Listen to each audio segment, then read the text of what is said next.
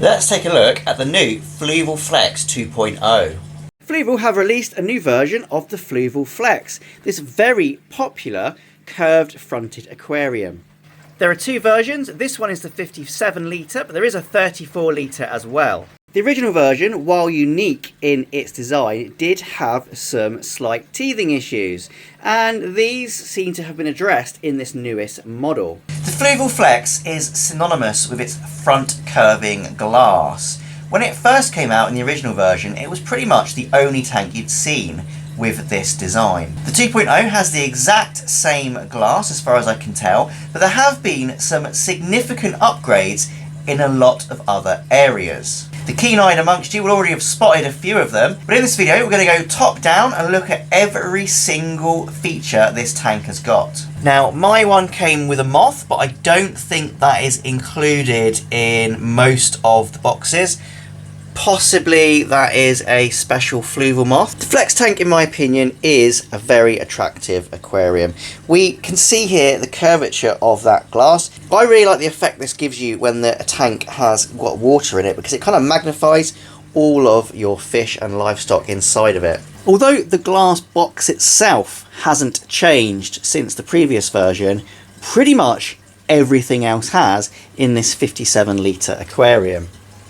Starting with the lid, let's take a look at one of the first obvious things. We've got a little feeding hole.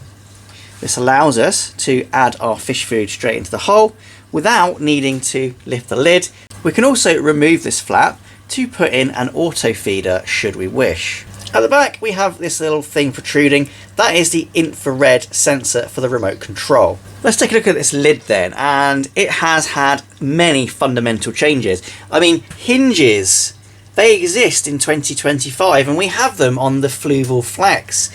Previously, this lid did not have hinges. It was free floating on the glass, and what would inevitably happen is when you move the lid or lift the lid, it would just simply fall behind the tank, down behind the cabinet, either break or just be really hard to retrieve. So hinges on this are a major change. If we take the lid up completely like this,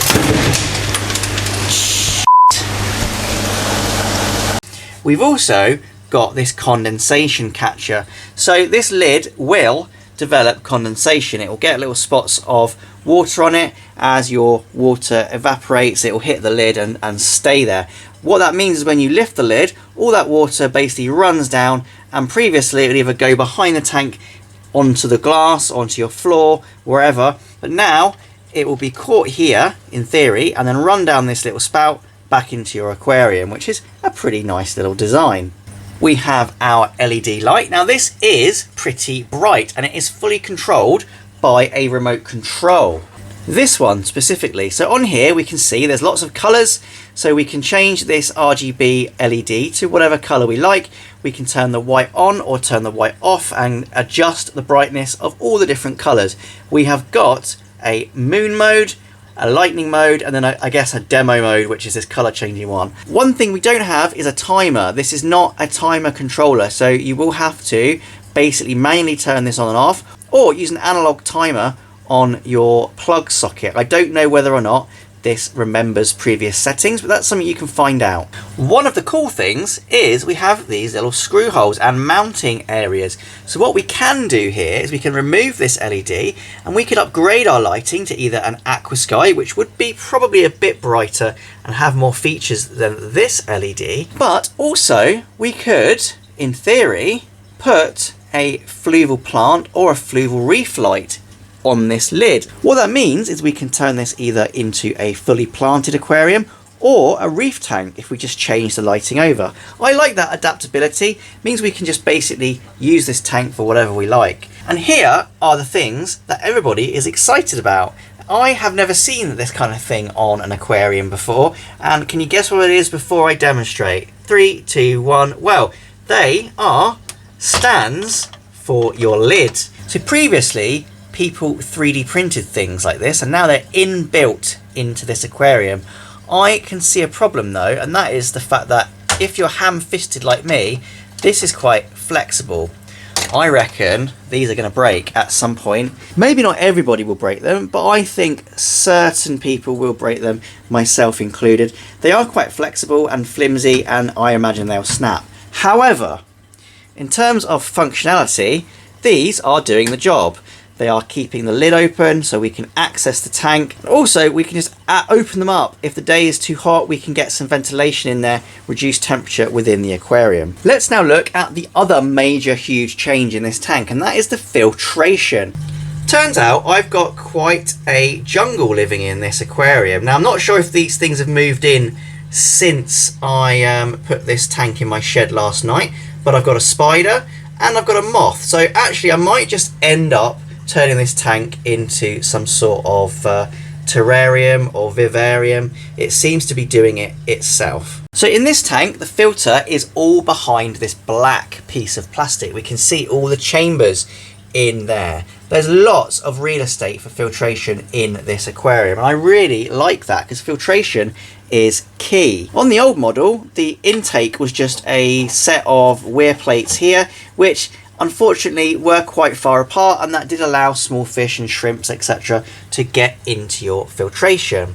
We can see that Fluval have taken this on board, and we now have some very fine slits going from the surface all the way down to the base. Now that might be a little bit too far. If you've got a deep sand bed, you might find your sand, etc., is going through into the filtration, but then, nevertheless, we like the filter reaching the bottom. The reason being is it will draw the water from all the way from the bottom of your aquarium through the filtration rather than just the top. You get an absolute ton of media in this aquarium. And when I say a ton, I mean a ton.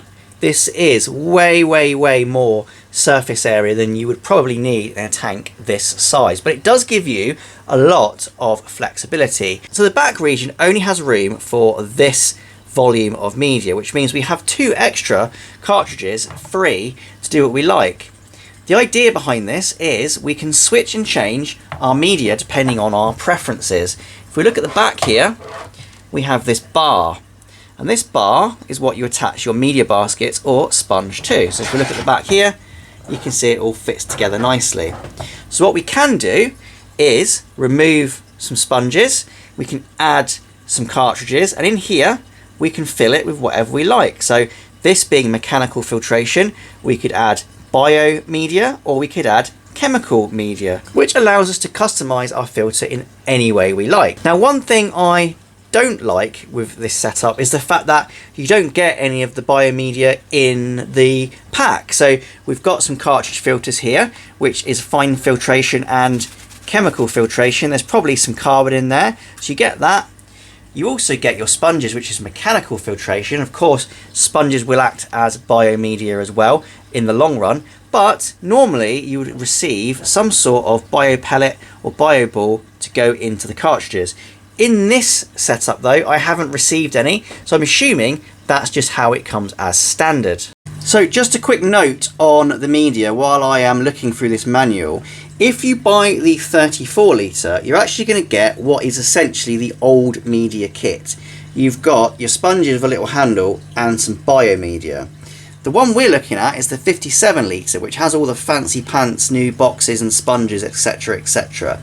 So just bear that in mind if you're watching this and you're trying to decide which one to buy.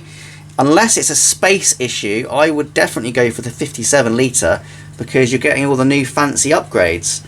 The older version, as far as I can see, just seems to still be using the old media system. Going back to the cartridges, it's nice to see actually that the cartridge media, which is this fine floss type material with the carbon embedded inside of it, I'm assuming it's carbon, can actually be removed from the plastic and replaced without having to throw the plastic away. That is nice because a lot of the times companies will just make you throw the whole thing away, increasing plastic waste, whereas here we can just keep the plastics and replace the media, which is a very nice sustainable touch from Fluval. So stacks of filtration there. That's a lot of filtration for a relatively small tank. It's more than I thought you would need, but you can never overdo filtration, and remember it's all hidden behind that plastic casing, so why have less when you can have more, I guess? To move your water around the aquarium, we're going to need a pump, and that does come with the tank.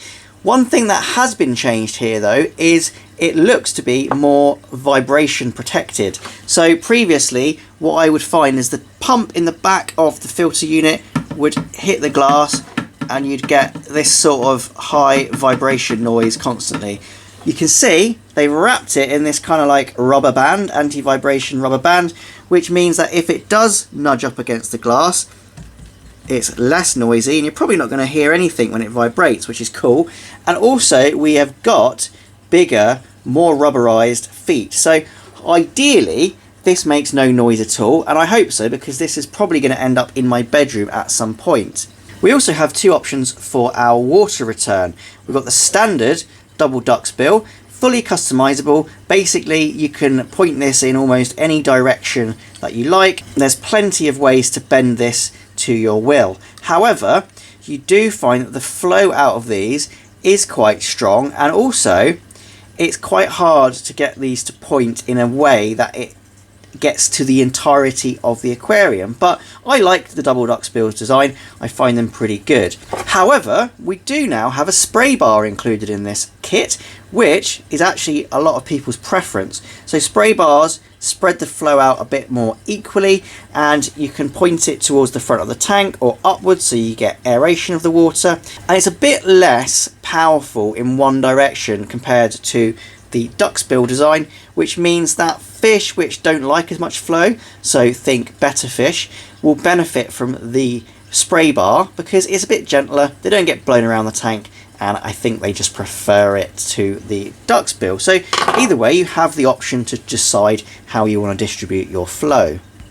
Here's the back of the aquarium. We can clearly see the filtration in its place. So as I've mentioned, the slits go from the top all the way down to the bottom. After the water has entered that chamber, if I get close enough, you can see on the inside there's some other slits, and they go about halfway down this piece of plastic. So that means the water comes in here and then goes through into your media. Your tank water will then flow down here, down the base, come into this chamber, and then in that corner there's a little gap which allows it to go up, and then it must go through the two pads, then back into where the pump is, into your aquarium. So a pretty neat design.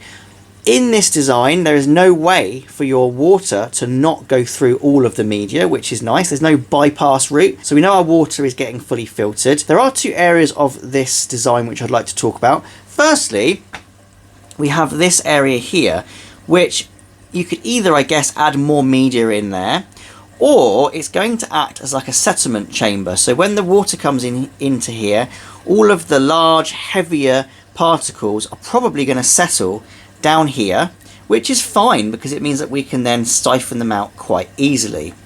The problem that I've identified, which is just theory at the moment, is this part here, because we're going to be getting more debris, malm, etc.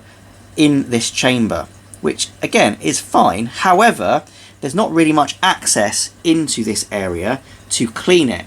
There's a small hole here, and I think there's a couple of holes here as well. So we might be able to get a small hose in here to siphon, but we're not going to be getting in there to give it any kind of full clean. Unless I've missed something really obvious, I feel like this area might become an issue long term. I think overall the finish of the tank is quite nice. The honeycomb design extends to the front and sides, which is there in theory to hide the waterline and sort of hide the mineral deposits you get around the top of the aquarium. We've got black silicone, which again looks pretty neat and matches the rest of the plastics. The glass is finished. It's not going to cut your wrists or anything. It's been fully polished down, so there's no sharp edges.